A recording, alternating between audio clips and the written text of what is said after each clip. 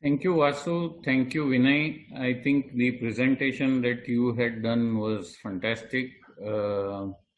Welcome, everyone, and a good morning to you all. Um, I will just add one point to what Vinay said about the shredder grinder combination. It is a good solution for various industries, especially we have seen that in the pipe industry, the PE pipe industry, wherever pipe grinding is required, it is not easy to grind such pipes. So a shredder grinder combination works fantastic and gives the result and the right output, right size of the grinding that is required. So I will start with my presentation. This will be purely on recycling machines with washing plants. Um,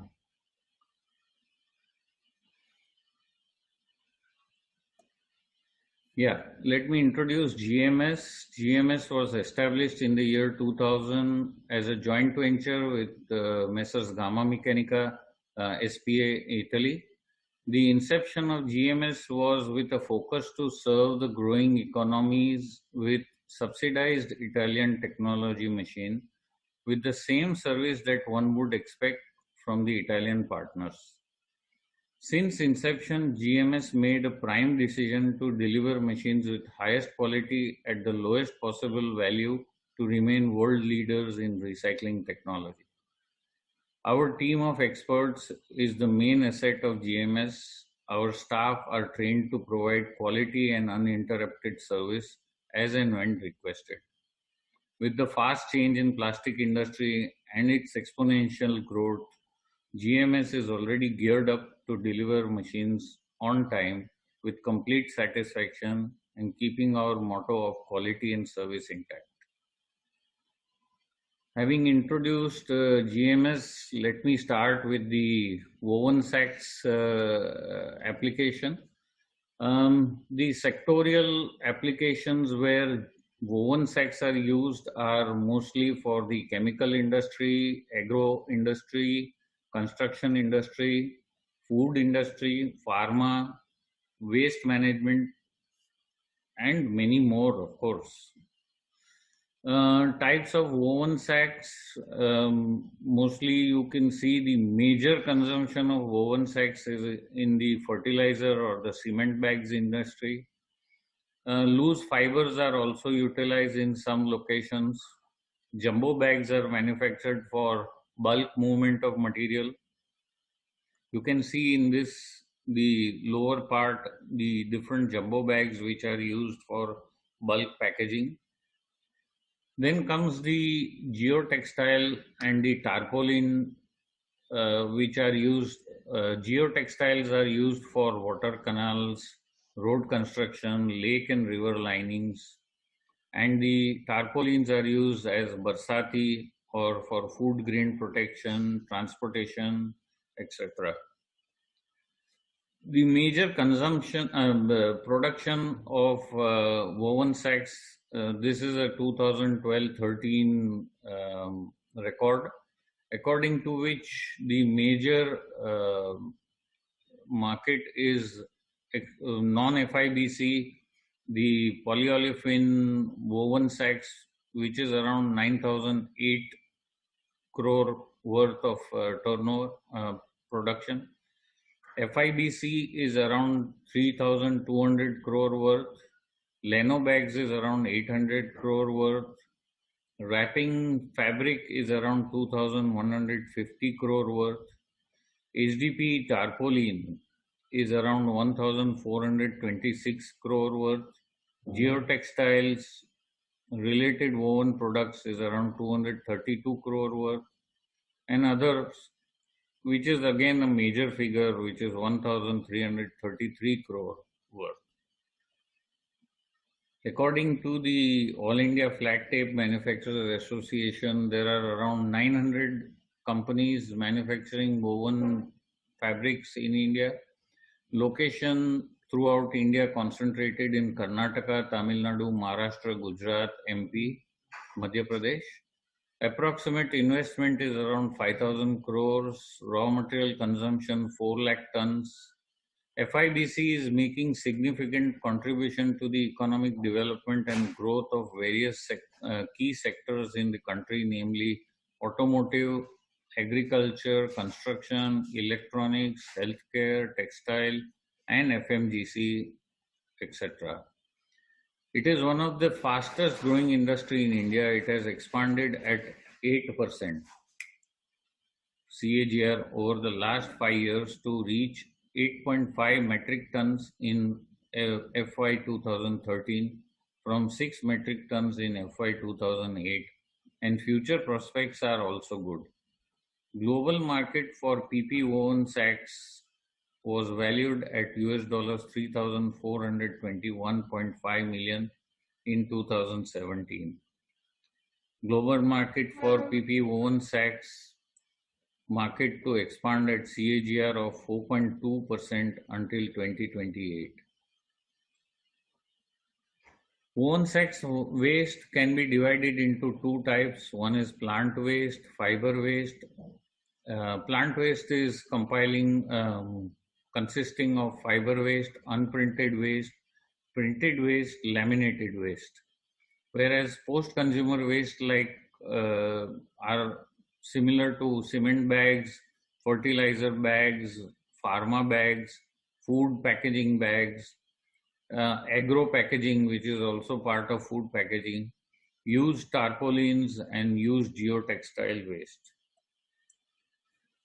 Let me come to the different recycling equipment which would be used for different applications.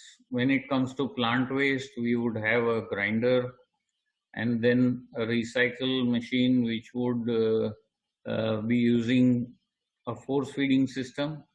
The grinder, as Vinay showed you, would be a combination with the recycling machine to make the equipment completely automatic. Then comes the densifier type recycling machine. I will of course come to each of them individually and at that time explain you the features of each equipment. But the densifier type machine would require a shredder, pre-shredder.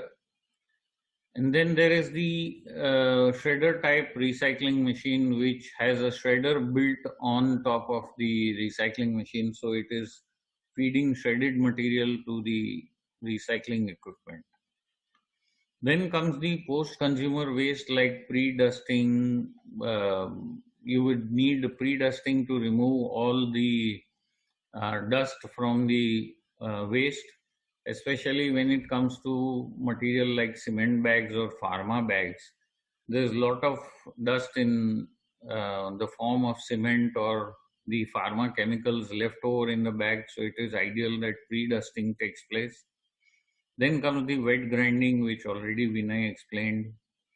Then comes the friction washing, which would be a centrifugal washing system. Then the settling or the flotation tank. The drying system, which is again a sort of a centrifugal drying system. Then comes the recycling, which is the similar as the plant waste. So the importance is to wash, and before washing the dusting, and then the recycling. Let's come to the washing equipment. Here you can see the grinder or a shredder which would be required to cut the waste. Now, if you are going to use a densifier type machine, you would need a shredder here, and the shredded material would be washed. So that the shredding is required or the grinding is required to reduce the size of the fiber or the woven sacks such that you can wash it in a good manner.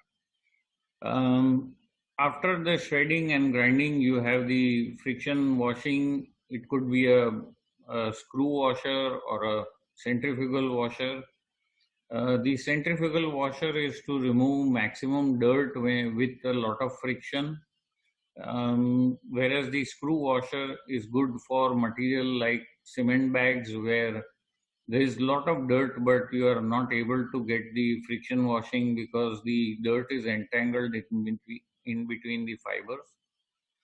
Then we have the flotation tank where the cement or the mix or the dirt settles. Even the big particles like stones, metals would settle down in the flotation tank and can be removed from the bottom of the tank. The floating material will move further and then go into the centrifugal dryer. There could be for certain applications even squeezer drying system, but that could be more for a semi-automatic application. And then there is the hot air dryer. In the centrifugal drying, we would achieve around 90 to 95% drying, whereas in the hot air blower dryer, we have to achieve around 98% to use it directly in the recycling machine. The material which exits from the hot air blower dryer is directly fed into the recycling machine. This is a semi-automatic washing system which I am showing you. Here you see the washing, which is the somewhat like a high-speed mixer type equipment or a high-speed washing type equipment. The exterior of the body is completely solid, whereas the inner ring here you can see is perforated. The complete bottom also is perforated, so the water stays with the dirt outside the channel and the material rotates inside, creating a lot of friction. After the process is done, we can drain the material from, drain the water from here and the material from here into the tray.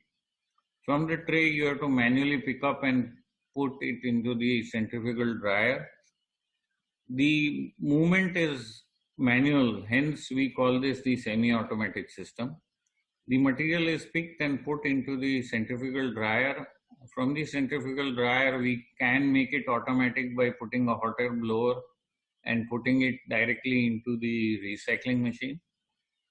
Or we can dump it into a tray and let it stay there for some time and then use it for recycling. As I said, there are three types of recycling machines. One is with the force feeding system. Then the second one is the densifier system. Here you are seeing the equipment with the force feeder. Here is the force feeder, the silo with the feeding screw at the bottom, which is feeding the material directly into the extrusion section.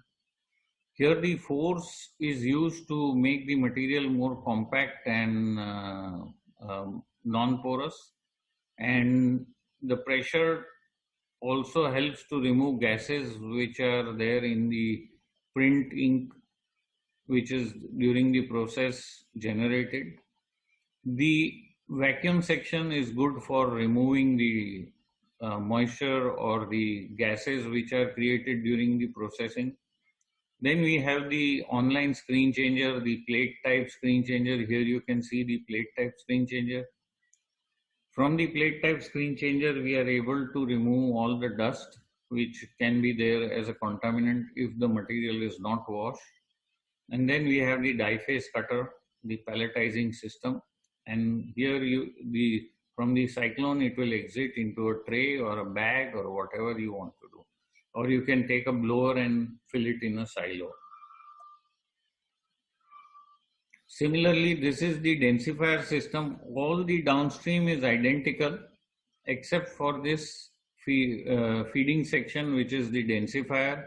Here we eliminate the grinder, but we would prefer to have a pre-shredder if the size of the bag is too big.